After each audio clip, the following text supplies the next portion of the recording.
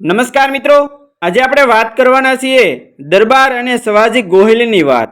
મિત્રો, આ વાત લગભગ 300 વર્ષ પૂર્વની કથા છે. મૃત્યુ તો એક રમત છે.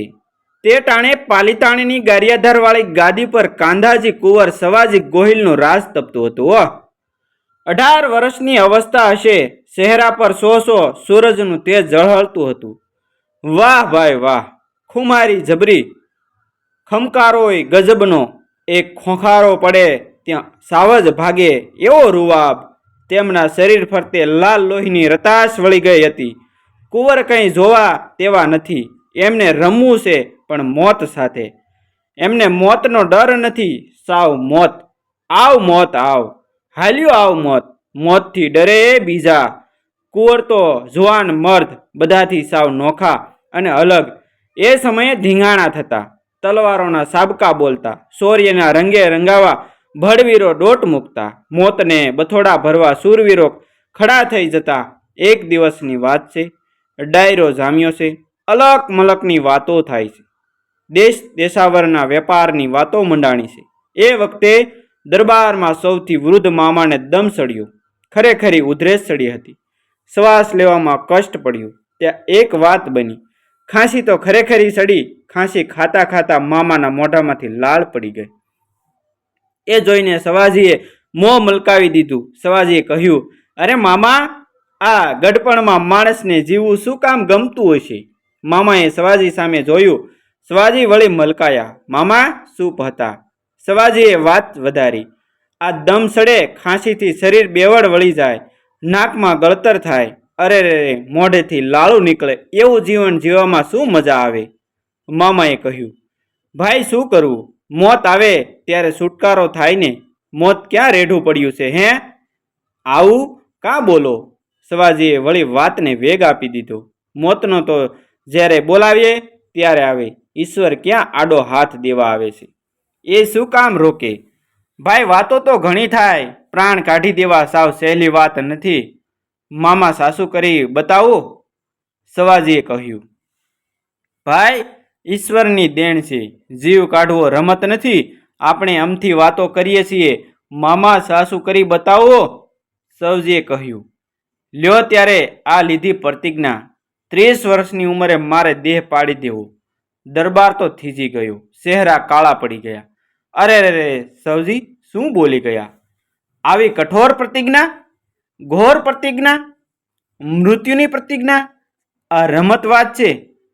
30 વર્ષ જીવ દઈ દેવાની, ખોળિયું પાડી નાખવાની વાત? શું તેઓ રમૂજી કરી રહ્યા હતા?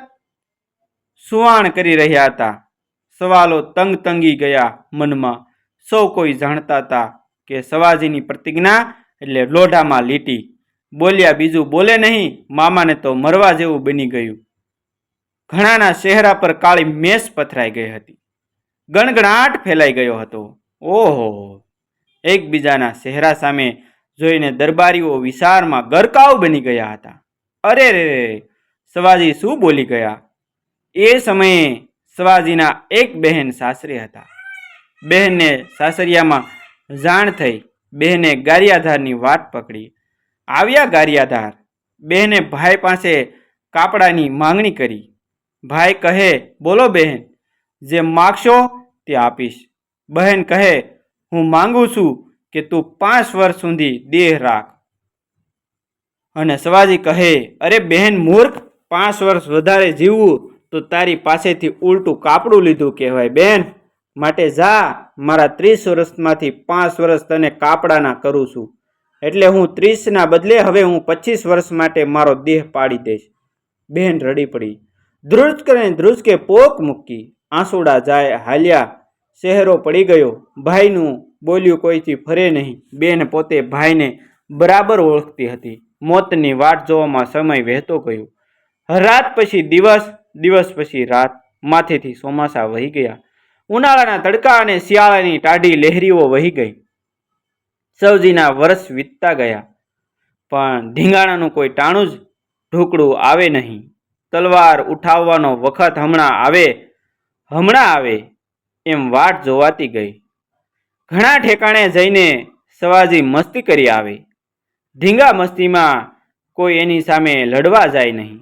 સવાજીનું એક ગામ, નામ વાવણી. વાવણીમાં એક કૂવો, બરાબર પાદરમાં એ ડૂબણીયો કૂવો આવ્યો છે.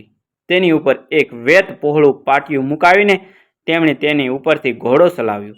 મનમાં એવી ઈચ્છા હતી કે પાટિયા પર ચાલતા થોડો ઘોડો અડબડિયું ખાઈને સહેજ ઝૂકે તો મોતે કૂવે પડી જવું કાઢી શકે. સવાજીને યુદ્ધ જોતું હતું. તલવાર તાણવાનો વખત છેટો ભાગી રહ્યો હતો.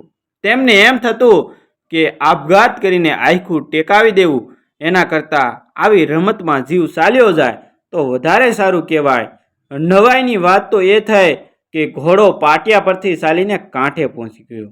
નવાઈની વાત, એક દિવસ તો ભાદરના કાંઠેથી જેતપુરના કાઠીઓની કાઠિયાણીઓનું હરણ કર્યું. બાયોને લાવી સગી બહેનની માફક રાખ્યો. ગારિયાધારના પાદરે કાઠીઓની જંગી ફોજ આવીને ખડકાઈ ગઈ. તલવારોના પાના ખખડી ઉઠ્યા. સૂરજના તડકા સામે તલવારો વધુ સમકારા વેરાવા લાગી. સવાજીને એમ કે બસ આવી રમત જ રમી શકાય જેથી દેહ પડે હો. સવાજી તો જંગવીર બનીને આગળ વધ્યા. સજીગથી આગળ થયા. સામે કાઠીઓ તલવારો કાઠીને ઊભા હતા અને સવાજીએ કાઠીઓ સામે જોયું. સવાજી મોઢેથી બોલ્યા, સુરવીરો, મારો સાથ સાંભળો. તમે તલવાર ચલાવવામાં જરાય કસાશ રાખતા નહીં. તમારી ફોજ વચ્ચેથી હું મારો ઘોડો દોડાવીને નીકળવાનો છું.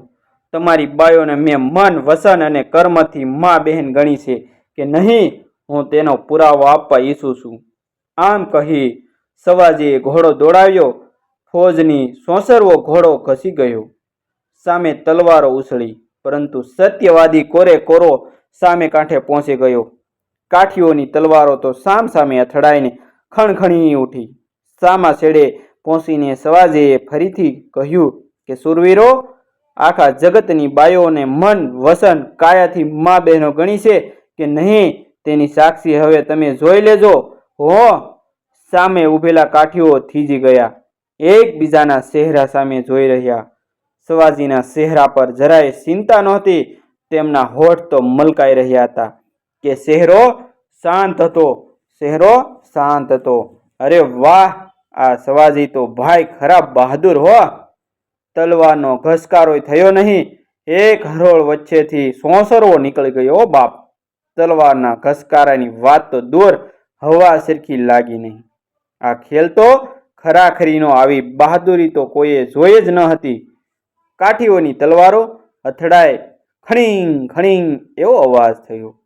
ભાઈઓ, સવાજીએ ફરીથી પોકાર કરીને મોટેથી કહ્યું કે સાંભળી લો કાન સરવા કરીને કે આખા જગતની બાયોને મેં મન, વસન અને કર્મથી જો બહેન માની હોય, દીકરી મેં માં ગણી હોય કે નહીં, તેની સાક્ષી હવે તમારે જોવાની છે. અરે ભાઈ, સવાજીએ ભારે કરી કોઈ કાઠી બોલ્યો. તરત જ સવાજી ઘસી ગયા. હાથમાં ઉઘાડી તલવાર ચહેરા પર ખુમારી, આંખોમાં ઉભરાતું તેજ ગડબડાટી બોલી ગઈ. કાઠીઓ તૈયાર, સવાજી પણ તૈયાર. ખડીંગ ખડીંગ તલવારો ટકરાઈ ગઈ. કાઠીઓએ તલવારો ઉગામી, પણ આ શું? ફરીથી કાઠીઓની તલવારો સામે કાઠીઓ જોતા રહી ગયા. સવાજી તો જેમ વાયરો વહી જાય તેમ વચ્ચેથી વહી ગયા. સોંસરવા પડી ગયા. સબોસબ તલવારો વિંજાઈ, પણ ખડીંગ ખડીંગ કરતી કાઠીઓ વચ્ચે જ તલવારો ઝીકાય. સવાજી તો પેલે પાર, આ પારથી પેલે પાર. ગજબ થઈ ગયો. હોઠ પર સ્મિત રમે છે. આંખોમાં આગવી સમક્ષ છે. ચહેરા પર અંશભાર ડર નથી. તો પછી સુરવીરો, સાબદા થાવ અને મને સ્વર્ગ વળાવવા આગળ આવો. સવાજી બોલી ઉઠ્યા. એકલા સવાજી કાઠીઓની ફોજ સામે લડીને પડ્યા. લાંબી નિંદ્રે પોઢી ગયા. મોતને વર્યા. કહે છે કે કવિઓએ સવાજીને ખૂબ જ બિરદાવ્યા. તેમની શારેકોર વાહ વાહ થઈ ગઈ.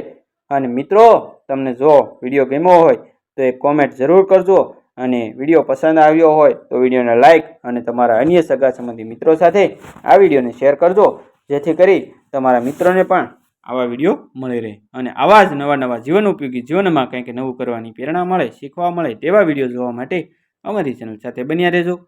થેન્ક યુ મિત્રો. મળીએ છીએ એક નવા વિડીયો સાથે. ત્યાં સુધી આભાર.